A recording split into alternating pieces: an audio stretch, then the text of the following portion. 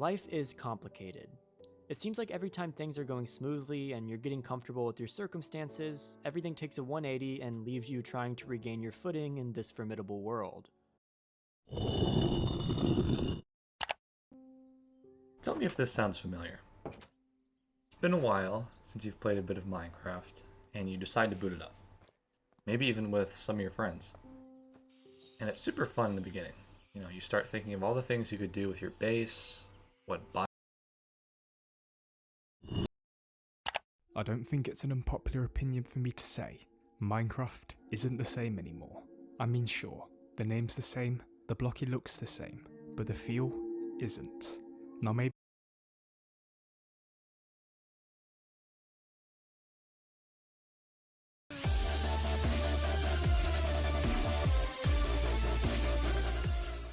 So, around a year ago, DanTDM started a single-player Minecraft world. Dan, like a lot of us, felt bored with the state of Minecraft.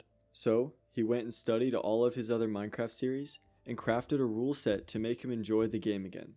Instead of trying to explain all these rules myself, I'll just let Dan do it for me. Number 1. No hardcore mode. Although the risk of hardcore is a good challenge, I found that I was playing way too safe all of the time. I want to explore, take risks, and if I die, I still have 5 minutes to recover my stuff. Or it's gone forever. Number 2, I won't be abusing the mechanics in Minecraft. I want to enjoy the game as intended. That means no kidnapping of villagers, forcing them into a hole and making sure I get the best trades at the cheapest price for as long as this guy lives his little life. That also means no iron farms. And that leads me on to number 3, no tutorials. I usually end up trying to build something, looking it up on YouTube and just following the tutorial, but then, if I'm not making it myself, what's the point? So, how did it work out? Well, a year later, Dan still doesn't have full diamond. But that's a good thing. I mean, in his defense, he did have it at some point, but he gave it to Fungo. Who's Fungo, you yell at your screen? Well, he's one of the many characters that Dan shares his world with.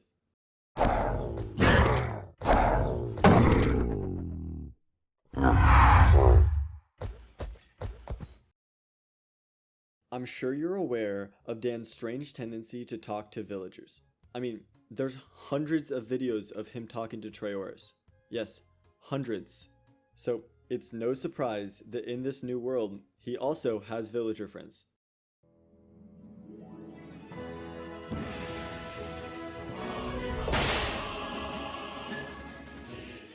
We first see Fungo in, well, maybe episode 1, but he is officially named in episode 5. He starts out as Dan's rival, having his small farm that Dan competes with using his custom-made automatic carrot farm. Though eventually, Dan and Fungo become friends and form a, well, interesting relationship. Did you enjoy that? I know you did. You sleep alone, but actually that was kind of nice. Fungo, we've bonded. When I say Fungo, I'm of course referring to Fungo the First, but there were 2 more.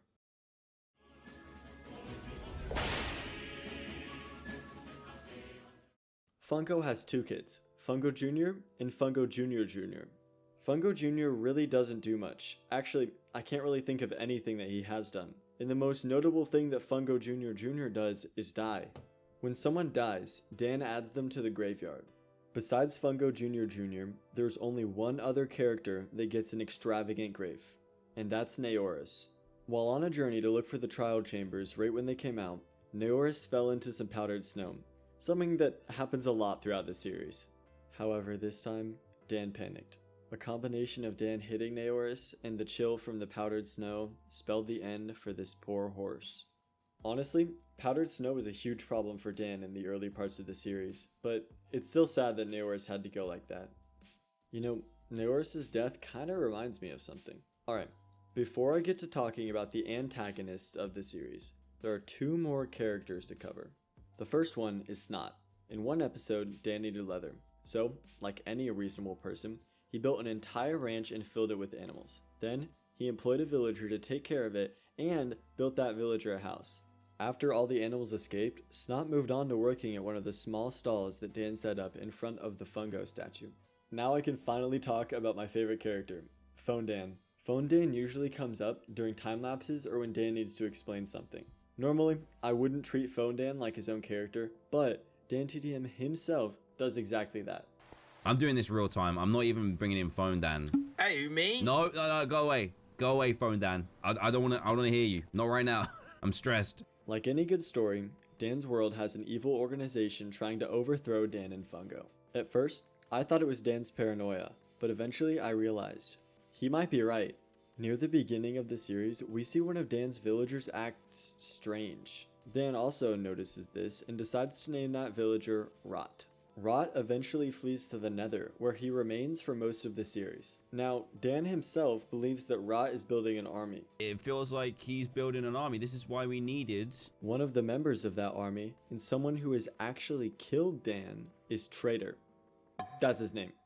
Traitor killed Dan and burned his best pickaxe. Some may say it was Dan's fault for hitting Traitor, but those are just Rot sympathizers. But after this moment, something actually kinda wild happened. Traitor joined Rot in the Nether. While these are the only named characters in Rot's army, there are a bunch of villagers in the Nether with Rot, including the cartographer. In episode 11, Dan solved a murder case, imprisoning 2 villagers, and also leaving a guard. However, a couple episodes later, Dan discovers the guard he left is dead, and he presumes that an iron golem was responsible. He got rid of the guard, squeezed into the house, and hoped I'd never find him. And I didn't for a while. I'll give you that. Likely Traitor under Rot's order.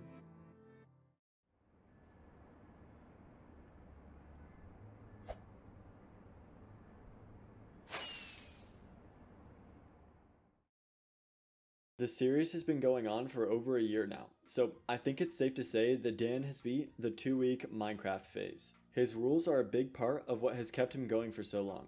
All of his farms are of his design, so even if they don't work too well, he doesn't have other people's builds scattering his world. He also has a policy against mechanic abusing farms, like iron farms. He really has a vendetta against iron farms. This makes him have to get his resources the way Mojang intended, and also gives him a good balance of more tedious tasks and more enjoyable tasks. Kind of like how coming home from work or school and watching a TV show just hits different. But it's not just the rules that have made his world last so long. The way he approaches the game also heavily contributes to his world's longevity. It almost feels like a Villain of the Week TV series, but with a general overarching goal. Like Ben 10. Dan doesn't have any massive projects or huge bases, which I think a lot of people need.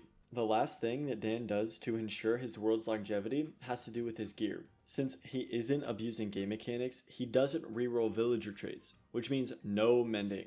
That also means he never gets full maxed out gear, which may seem like a disadvantage, but with the way Dan plays, it just makes it more fun. He isn't like an unkillable being that can do anything with ease, and when new stuff like the trial chamber comes out, it's still a challenge for him. Dan consistently doing all these things combined has had him repeatedly show back up to his world even when he takes breaks.